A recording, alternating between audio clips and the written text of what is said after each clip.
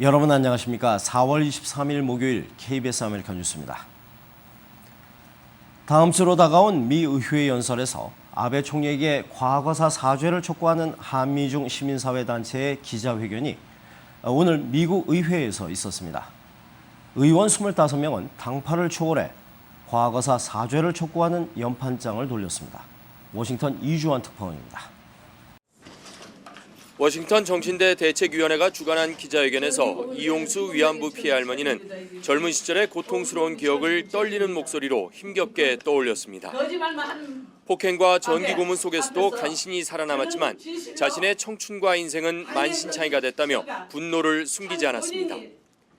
이 할머니는 이미 세상을 떠난 위안부 피해자들을 위해서라도 반드시 아베 총리의 사과를 받아내겠다고 강조했습니다. 먼저 가신 할머니한테 할 말이 있습니다. 내가 해결하고 왔다 하는 얘기를 할 겁니다.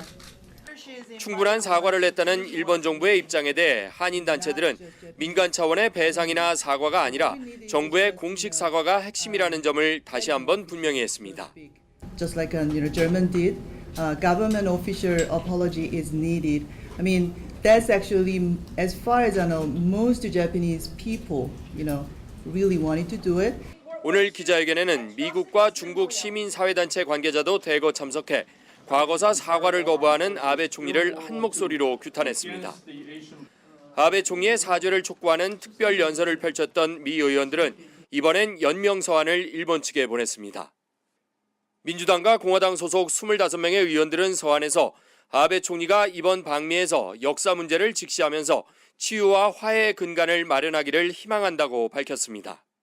한인 단체들은 다음 주 아베 총리의 방미 기간을 전후해 의사당 주변에서 사죄를 촉구하는 대규모 퍼포먼스도 계획 중에 있습니다. 워싱턴에서 KBS 뉴스 이주환입니다. 강석희 얼바인 전 시장이 내년 치러지게 될 캘리포니아 주 상원 29지구 선거에 공식 출마를 선언했습니다.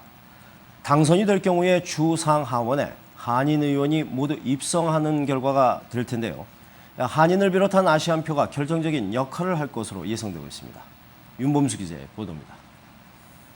캘리포니아주 상원의원 도전에 나선 강석희 얼바인 전 시장. 당선되면 알프레드 송 이후 42년 만에 한인주 상원의원이자 영킴주 하원의원과 함께 한인 정치인이 주 상하원에 모두 입성하는 새로운 전기가 마련됩니다. 강 전 시장은 2년 전 연방 하원에 도전했다 실패했던 경험을 바탕으로 이번 선거에서 만반의 준비를 갖추겠다고 출마 소감을 밝혔습니다. 이번에는 아마 훨씬 더 준비된 또 이 파리슨 선거를 대비한 이길 수 있는 그러한 그 팀을 강력한 팀을 조직해서 그런 그 체제로 나갈 것이라고 그렇게 생각을 하고 있습니다. 캘리포니아주 상원 29지구는 남쪽으로는 플러턴과 사이프레스, 라팔마, 라하브라, 동쪽으로는 로렌하이츠와 다이아몬드바, 치노힐스를 포함하는 넓은 지역구입니다. 총 유권자는 42만 명인데 1992년 이래 20년이 넘도록 민주당 후보가 단 한 차례도 이긴 적 없는 공화당 우세 지역입니다. 하지만 최근 들어 한인을 비롯한 아시안 인구가 급증하면서 상대적으로 유권자들의 정당 지지율 격차도 크게 줄어들었다는 평가입니다. 현재는 공화당이 3%가 우위입니다.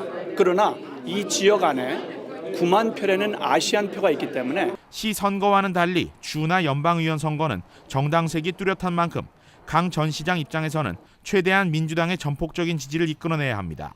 이미 케빈 들레온 상원의장 등 민주당계 거물급 정치인들과 테드 류, 주디 추, 마이크 혼다 등 전국구 아시안계 정치인들이 강 전 시장의 출마를 직간접적으로 지지하고 있는 것으로 알려졌습니다. 반면 강 전 시장의 상대 후보가 될 공화당 측 진영에서는 임기 만료로 떠나는 현 의원을 대체할 뚜렷한 후보가 아직 나오지 않고 있습니다. 제가 상원에 들어가게 되면은 가장 중요한 게 여기서는 우리 한인 2세 또 한인들의 그런 정부직 진출하는데 가장 초점을 두려고 합니다. 캘리포니아주 상원 29지구 선거는 내년 6월 7일 예비 선거가 치러지고 본선은 11월 미 대선과 함께 치러집니다. KBS 뉴스 윤범수입니다. 미국에서 다른 인종들과는 달리 특히 아시안들의 경우에 유전적 요인에 따른 폐암 발생률이 높다는 연구 결과가 나왔습니다. 뉴욕 김일강 통신원입니다. 모든 질병과 마찬가지로 폐암 역시 그 발병의 원인은 외부나 내부적 원인 모두에서 가능합니다. 그런데 미국에 사는 아시아계의 경우 백인들과는 달리 유전적 변이에 의해 발생하는 특이 유형의 폐암에 걸리는 경우가 절대적으로 많다는 연구 결과가 나왔습니다. 한인과 같은 아시아계의 경우에는 백인들과는 달리 절반에 해당하는 폐암 환자들이 이 유형에 해당된다는 견해입니다. And generally, that type of patient gets lung cancer because it's a genetic situation, not because of an environment or not because of smoking. Right now, it's really an interesting time in lung cancer because we're understanding the individual mutations and the genetic causes of the disease. 아시아계에게 폐암은 발견 후 사망률이 가장 높은 암입니다. 폐암 진단을 받는 경우 어떠한 종류의 폐암인지도 아는 것이 중요합니다. 좀 더 깨닫게 하고 빨리 얼리 디텍션 해가지고 치료를 잘할 수 있고 요즘에 또 나오는 약들이 많으니까 그 프로폴 테스트를 하는 게 있거든요. 그 테스트를 해갖고 거기에 맞는 약을 쓰는데 그 진이 있다는 거가 이제 테스트에서 결정이 되면 이제 그 약을 쓰게 돼 있어요. 미국 암협회 통계에 따르면 올해 들어 발견된 폐암 발병 건수는 22만 1,200건. 올해 폐암으로 인한 미국인 사망자는 15만 명에 이를 것으로 예상됩니다. 유전적 원인에 의한 발병은 어쩔 수 없지만 환경적 요인에 의한 발병은 금연이나 스트레스 해소 등 환경적 발병 요인을 적극적으로 예방하는 것이 무엇보다도 중요하다는 게 전문의들의 지적입니다. 지금까지 뉴욕이었습니다. 클래식 교향악단이 젊은 팬을 확보하기 위해서 파격적인 방식을 택했습니다. 바로 샌프란시스코 오케스트라의 얘기인데요. 전통적인 클래식 공연장을 클럽 분위기로 바꿨습니다. 노수훈 기자의 보도입니다. 청춘 남녀들이 길게 줄을 서 있는 이곳은 샌프란시스코 심포니의 공연장입니다. 전문 바텐더의 손에서 만들어지는 칵테일과 화려한 조명까지 여느 클럽과 다름없어 보이지만 공연이 시작되는 순간 클래식 선율이 흘러나옵니다. 샌프란시스코 심포니의 리허설 장소를 리모델링해 탄생한 일명 사운드박스. 이곳에서 관객들은 새로운 클래식의 세계를 경험합니다. Defying expectations of a standard concert experience is what this space is also all about. 지난 4달 동안 이곳에서 열린 9개의 공연은 모두 매진 행렬을 이어갔습니다. Any organization has to create a new audience for its product and hopefully draw them in and keep them entertained for the rest of their lives. 관객들은 종이 팸플렛 대신 모바일 어플리케이션으로 공연 순서를 확인하고 안락한 소파에서 칵테일을 마시며 클래식 음악을 즐깁니다. Kind of appeals to us more because we don't really have to necessarily get dressed up for it. We could just be ourselves. The seating arrangement's kind of cool. 사운드 박스에서의 공연은 이번 달을 마지막으로 막을 내립니다. 연말에는 2번째 시즌을 계획 중입니다. KBS 뉴스 노승욱입니다.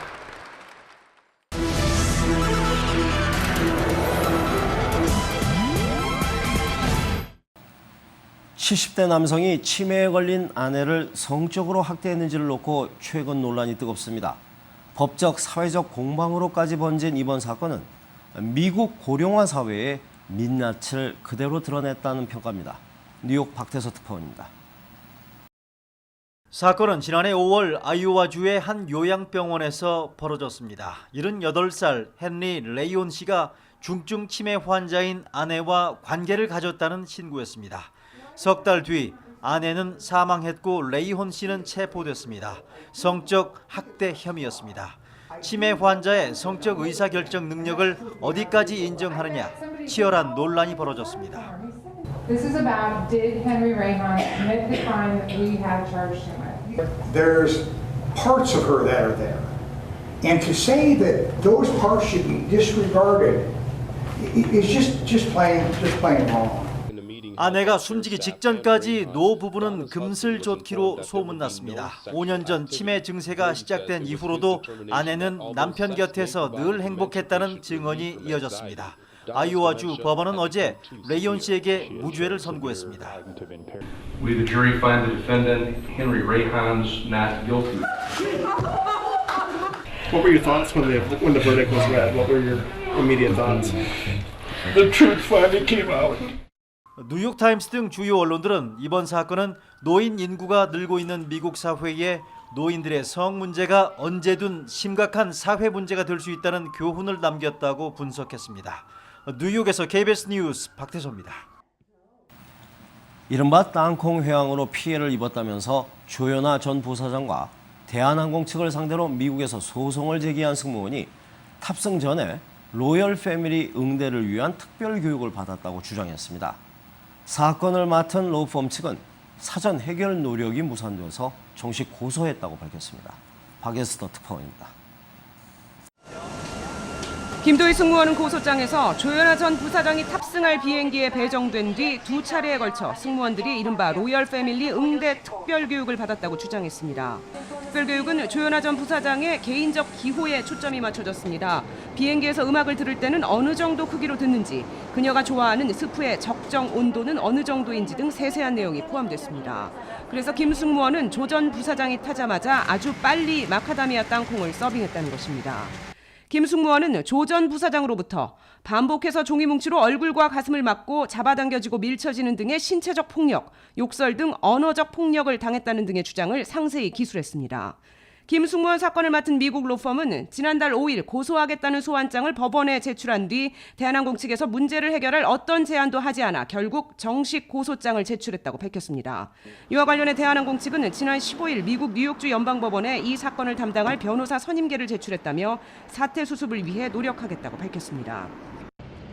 김 씨 측 법무법인은 아무리 돈이 많고 권력이 있는 사람도 인간에 대한 기본 예의는 지켜야 하는데 김 승무원을 노예처럼 취급했다며 사건을 강자와 약자의 싸움으로 구도화하겠다는 의지를 내비쳤습니다. 뉴욕에서 KBS 뉴스 박예스더입니다. 칠레 정부가 남부 칼부코 화산의 폭발 가능성에 대비해서 최고 수위의 경계령을 내렸습니다. 항공기 운항도 금지됐습니다. 정용훈 기자입니다. 칠레 남부 안데스 산맥에 있는 2,000m 높이의 칼부코 화산의 분출이 이어지고 있습니다. 먼지와 연기 기둥이 수천 미터까지 치솟았습니다. Y ahí se genera un poco un pánico colectivo, la gente, mucho caos, no sé, tacos, la gente yendo al supermercado, todos buscando agua, tratando de sacar plata del cajero.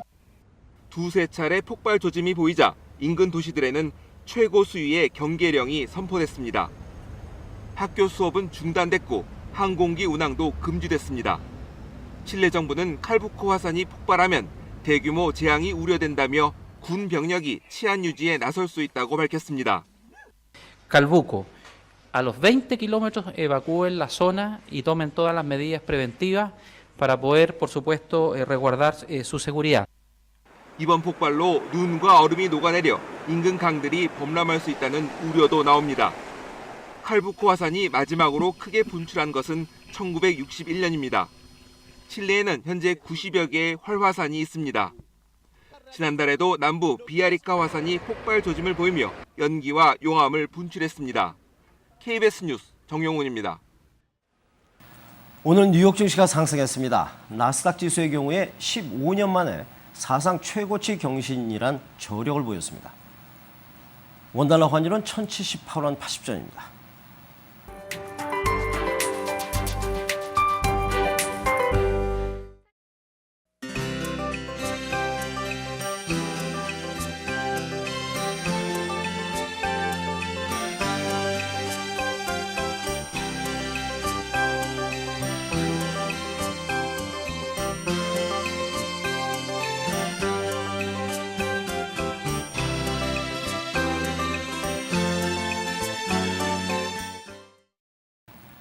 목요일 저녁 KBS 아메리카 뉴스를 마칩니다. 시청해주신 여러분 고맙습니다.